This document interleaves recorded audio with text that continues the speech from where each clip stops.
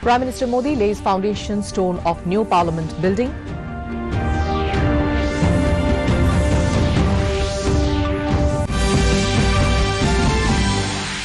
Assam Chief Minister Sarbanu Sonowal lays foundation stone of Assam Movement Martyrs Memorial in Guwahati, releases a book titled Ahom Andolonor Tothokokh. A very good evening, viewers, and welcome to the Northeast News Bulletin from the studios of Doordarshan Guwahati. This is Hongita Kakuti Pathak, and now the stories in detail. Prime Minister Narendra Modi today laid the foundation stone of the new Parliament building at Sansad Marg in Parliament Complex by performing religious rituals at the site. The various religious leaders performed Sarva Dharma Prarthana at the foundation stone laying ceremony. Speaking on the occasion, Modi said that the new Parliament building will be the place to fulfill the aspirations of the 21st century India. He said that the new building will witness the creation of a self-reliant India. Modi termed the foundation stone laying ceremony as a milestone in India's democratic history. He said the new Parliament House is a building by the Indians which is vibrant with the idea of Indianness. नए भवन को देखकर गर्व करेगी कि Assam Chief Minister Sarbanu Sonowal on Thursday laid the foundation stone of the Martyrs Memorial, Sohit Smarak and Sohit Udyan at West Boragaon in Guwahati to commemorate the heroic martyrs of the Assam movement. On the occasion of the Assam Movement Martyrs Day today, a book titled Ahom Andolonor Tothokokh was also released by Chief Minister Sonowal at the office of the Assam Accord Implementation at Khanapara in Guwahati.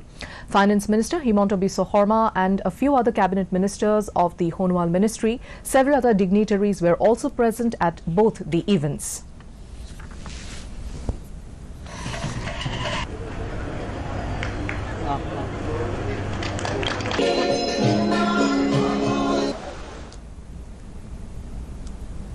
The second phase of the Bodoland Territorial Council, that is BTC polls covering 19 constituencies in 2 districts of Kokrajhar and Chirang, passed off peacefully with a large voter turnout today. According to the Assam State Election Commission website, the tentative percentage of voting at closing time was 78.80. The final percentage is likely to go up. The Kokrajhar District Administration said that the COVID-19 protocols were followed during the polling. The polling stations were put under strict security cover. Counting of the votes will take place on December 12 next. A total of 6,266 candidates have been declared elected unopposed ahead of the 2-tier Panchayat election in Arunachal Pradesh, which include 98 Zilla Parishad members, that is ZPM, and 6,168 Gram Panchayat members, as per data issued by the State Election Commission last evening. Out of the total of 242 ZPM constituencies in the state, 142 will go for polls. Elections to Vijayanagar ZPM seat along with 40 GPMs in Changwang district and Hawai North ZPM seat under Anjao district were kept in abeyance for various reasons. According to the poll panel, of the 8,175 GPM constituencies, 1,670 will go for polls.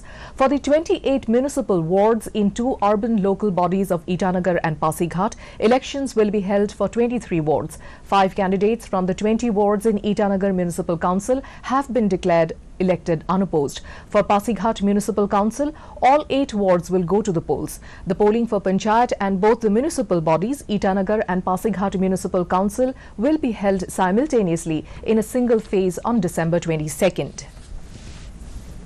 The Centre has sanctioned a Universal Service Obligation Fund USOF scheme to provide mobile phone coverage in 2 districts of Assam, namely Karbi Anglong and Dima Hasao, and Arunachal Pradesh under the Comprehensive Telecom Development Plan, that is CTDP, for the northeastern region. A cabinet meeting chaired by Prime Minister Narendra Modi yesterday approved of the proposal. The project envisages mobile phone coverage in 2,374 villages, including 691 in the 2 districts of Assam and 1,683 in Arunachal Pradesh at an estimated cost of rupees 2,029 crore, including operational expenses for 5 years. Defence Minister Rajnath Singh today virtually attended the 10th anniversary of the founding of the ASEAN Defence Ministers Meeting Plus, that is ADMM Plus. In his address, Singh said, cyber security and military medicine are at the forefront of our challenges today. He said another notable step has been the adoption of the concept paper on expanding ASEAN direct communication infrastructure to the Plus countries. Singh said there is also a need to continue the efforts to address the threats of bioterrorism, transnational trafficking and pandemic diseases.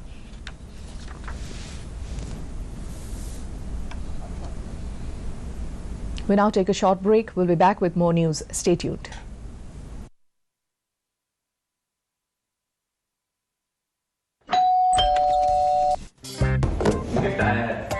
अरे वाह, legend की bat.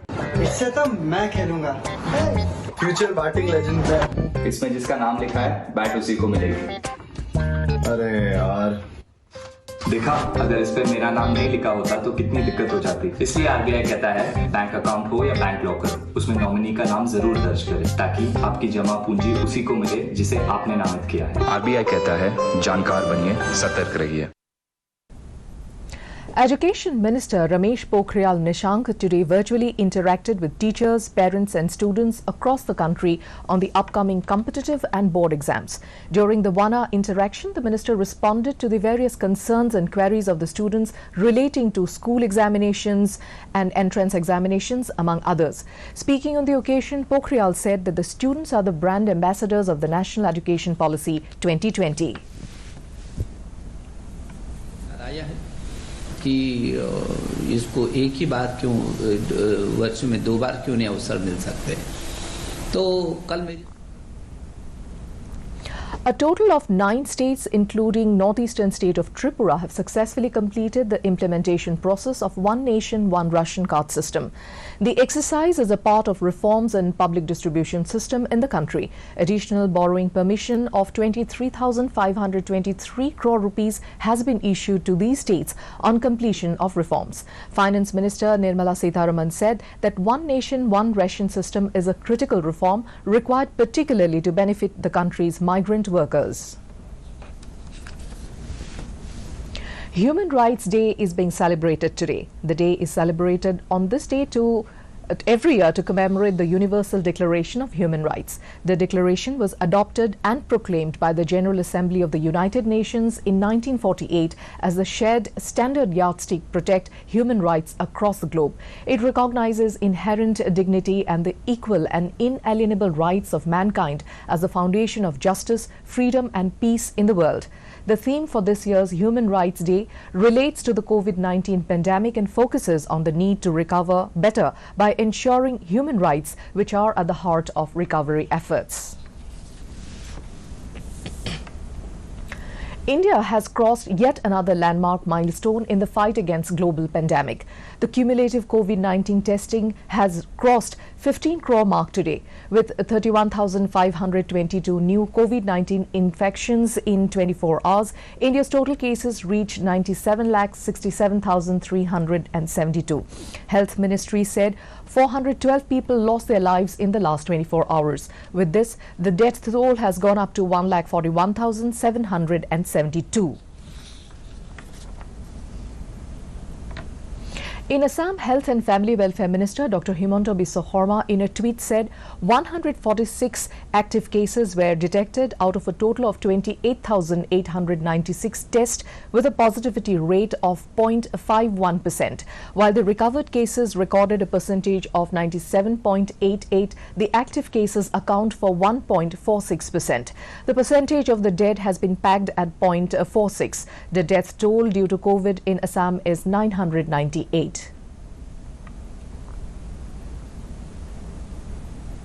Viewers can also watch our bulletins and other programs on our YouTube channel, DD News Guwahati.